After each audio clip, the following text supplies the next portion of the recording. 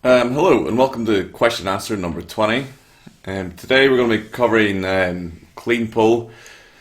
We had a few. We I had a few questions under one of my exercise tutorials from 2013 on performing the clean pull. There's two questions, one reasonably humorous comment, and an explanation to the second question that I think didn't really translate very well over written word, which quite often can happen when explaining things that are practical in nature. It's very easy to misconstrue what's put across in writing because where I'm coming from, I have a fairly large experiential basis from which I'm pulling in, and it can be difficult to put across what in my head is a fairly thorough explanation to people who maybe have a different experiential and knowledge base. It can be fairly difficult for them to grasp what I'm talking about. The first one's I thought it was a fairly good point and something that's very easy to explain with the help of my pointed stick here. It's from Simran Pabla. When I perform a clean pull, after hitting the bar off my thigh, the bar tends to go outwards, then remaining close. How can I improve it so it remains closer? So where you're coming from here is you really shouldn't strike the bar in the clean pull. You want it to be as efficient as possible. You really want to brush as the bar is coming up. All of your expended energy should be putting in the bar into an upward trajectory. Now, when you're actually doing a clean or a snatch, the bar can come away due to the nature of the movement. For one, you'll move through a full ballistic extension, so that might cause the bar to swing out slightly. And also, because you're moving under, and you're moving under aggressively and rapidly, it does change the dynamics of the movement a bit. But in the clean pull, and ideally you want to keep it in close the whole time. So what I'm going to do is I'm just going to stand out in my rather thin hallway here and show you two demonstrations. One of a fairly common mistake that's made by people who think that the clean pull is an explosive movement designed to improve your second pull. And the second one is what the clean pull should actually be, which is a positional assistance exercise and something to cue the correct movement for beginners. So number one, I haven't really done much of a sound check, so hopefully you'll be able to pick it up from here. So the first thing that most people do, or people think is explosive, is they'll come up through the movement and then they'll try get as much hip extension as possible, and they end up doing this sort of thing. Come through and do that, and the bar swings out loads. What you can do to correct that is you can do that and put some arm pull on it. So you can extend an arm pull. It's kind of hard to do with a wooden stick, but you're still hitting the bar out, which is incorrect. You're just causing a swing, which puts the bar out in front, which is just going to cause mischief going forward. One of the things that I like to do with beginners, one of the things I found very useful for beginners, is just doing like a tempo version. So you start from your clean pull position, come up fairly slowly, and then when you get here, just start to rise in that upright triple extended position. So I try to get people to do fairly slowly. There's no real emphasis on speed of movement. It's just all positional. A really good way of getting people to find the balance point of the end of their second pull extension is to get them to pause. So if you come from here, up through this movement, up on your toes, pause and hold. And if you can do that with a light weight, and for girls something like 20 kilos, for guys something like 40 kilos, and you can find the sweet spot. And if you can get their head around the clean pull being this movement, as opposed to this movement, then as they become better at it, and as they become more of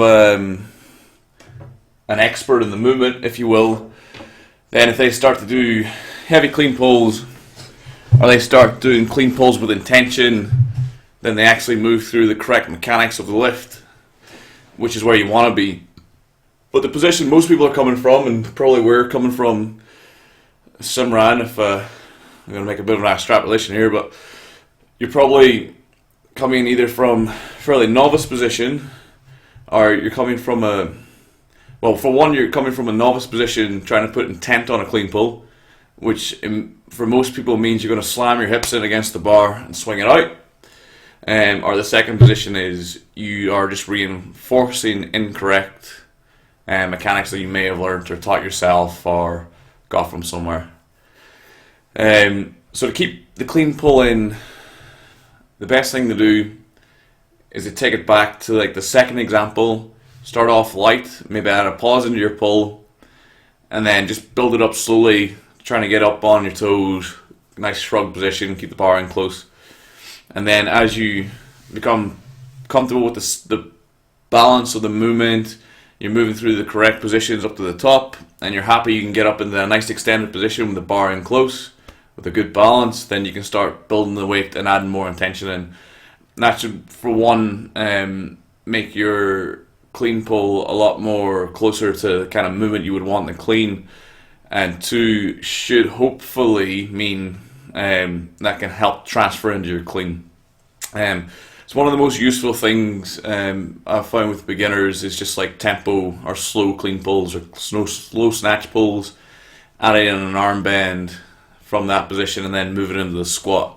It's a very easy way of starting with someone who's not really done it before, so it takes them through all of the correct movements in a very a slow, easy to understand manner.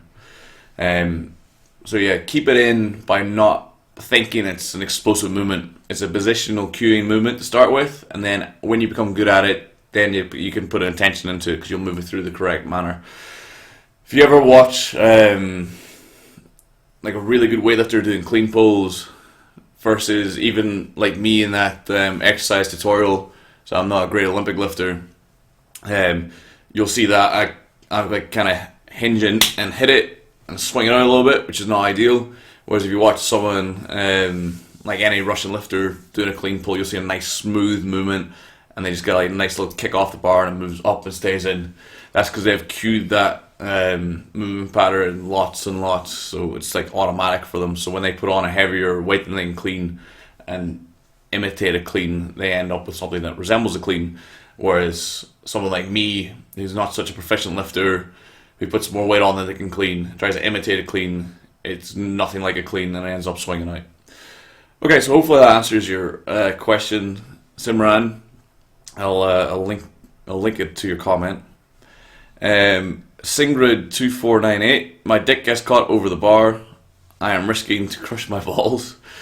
Yeah, you're probably coming in at the wrong time. That shouldn't happen. Either that or wear some underwear. Or some fucking Y-fronts to hold it in. Right, so there's a comment from Ijigu, great name, from 10 months ago. You say in the video that the clean pull will not make you better at the clean. Can you expand on this? When does the clean pull help with? What then does the clean pull help with? And then my answer. Clean pull is designed to overload the phases of the movement that lead up to the second pull and catch. Clean in essence. It will strengthen you up through the initial phase of the clean and can have a great effect on lifters who maybe move well during the clean but have a weak back through the first pull. It is a positional drill designed to strengthen up a portion of the lift. Much like getting better at front squat might make you better at the recovery portion of the lift if your leg strength is lacking, but it won't make you better cleaning. Cleaning is a closed skill, and to improve on it, you must prioritize practice of the actual movement above all else in your programming if improving your clean is your end goal. That seems fairly straightforward to me, but like I said before, what seems straightforward to me or a good explanation to me can be gobbledygook to other people or can be very poorly worded English for other people. So I'll try expand upon it through speech after reading this follow-up. Tommy Tough Nuts, good name Tommy. I think he's wording this poorly. It would help with your clean. It will help you develop strength and speed in the first and second pull, which is part of the clean and jerk, therefore making you better at the clean. I think he means it won't help you get under the bar any faster. Not necessarily incorrect, Tommy. It of course will not make you get under the bar faster, and that kind of prephases what I said before. The clean and the clean pull are two different exercises. The clean pull imitates parts of the clean, or should imitate parts of the clean in your execution, much as the front squat will imitate a recovery because you have a bar in your rack position and you're going to stand up with it. However, a front squat and a clean are also two separate movements. In a clean, you're going to move through a full ballistic extension of the ankle, knees and hips. From that ballistic extension, you're then going to rapidly rebend and move under to catch a free-falling weight on your shoulders.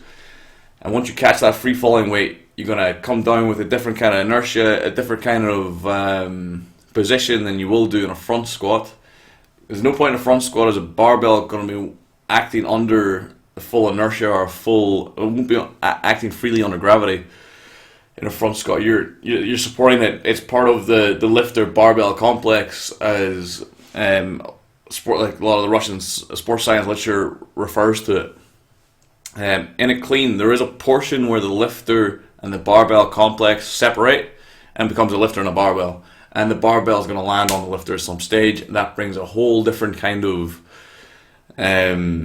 dynamic to the movement. There's to be different force vectors, different forces, different kinds of muscle contraction, different kinds of muscle co-contraction, different kinds of intramuscular coordination.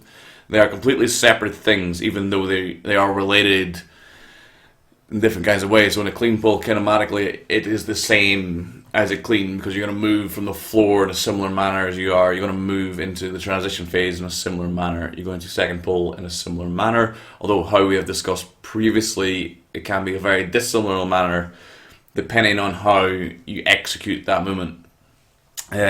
For a front squat, it's very similar. Although in the bottom position, you'll find quite often that a lot of people can actually hit the same kind of squat depth in a front squat as they can in a clean, and nowhere near. That's due to the nature of the movement. In a clean, you've got a fairly sizable impact force, which helps to sink you into a much lower position. Some people actually find that clean recoveries are easier than front squats, and that's down to them being better able to utilize the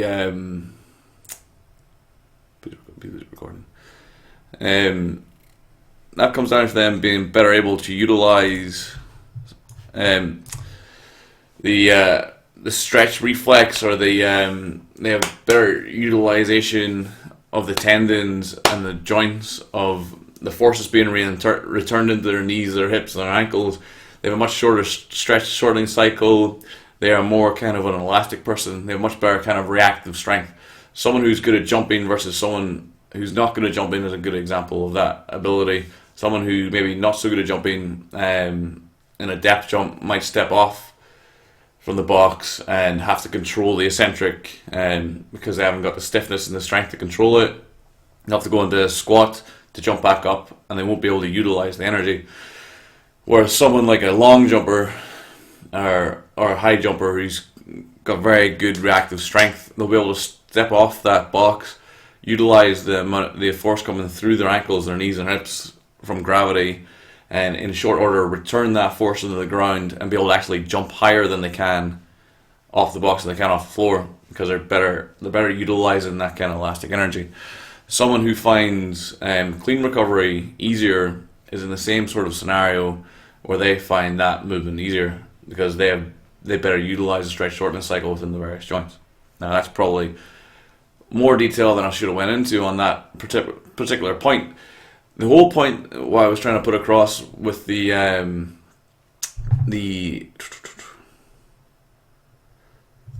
I was having a little bit of space issues on my computer. I'm fucking hoping I don't lose this. So it's down to the nature of the movement. A ballistic movement, such as a throw of any kind, to improve your skill in the throwing action of that ballistic movement, you have to throw it. So the example I was going to use was with darts. If you want to get more accurate at throwing darts at a dartboard, you have to throw darts at a dartboard. It's that simple. It's different. Different weights of darts will require different motor patterns, different skills, different execution.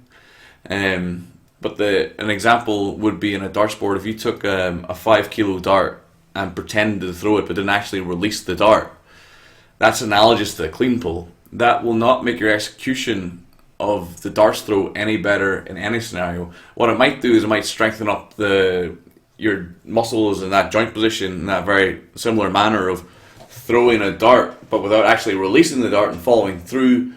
You don't get any kind of kinesthetic feedback. You don't get any visual feedback of that actual throw, of that execution of that throw. So unless you actually move through the full ballistic movement of the clean and actually clean the thing, you don't get any feedback that's going to inform your further skill learning or skill choice. Therefore, clean pull does not make you better at clean because it's not a clean. What it does do is it strengthens you up.